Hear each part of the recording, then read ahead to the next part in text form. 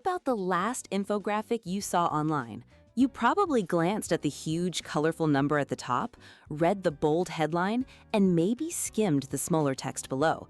You understood its main point in seconds. This wasn't an accident. It was carefully designed communication. This is the core of multimodality. It's not just adding pictures to words, it's a deliberate craft where different modes of communication, text, image, layout, and color, work together. Each part has a specific job.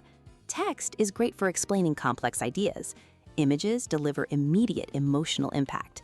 And the layout, the spatial mode, creates a visual map for your eyes. That infographic used visual hierarchy. The most important fact was the biggest and brightest to grab your attention.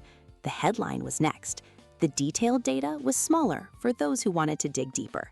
The design itself told you what to value. This integration goes even further.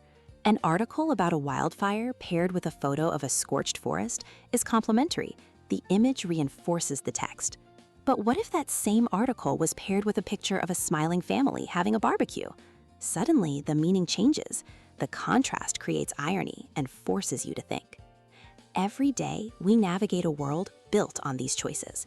The clean, modern font of a tech website, the scroll-stopping image on an Instagram post, the captions on a video that let you watch in a noisy room.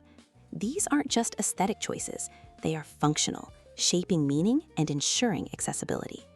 Learning to see this hidden language is a modern superpower. It's about understanding that meaning today is built not just from words, but from the powerful symphony of how all these pieces fit together. Mastering it is how we truly communicate now.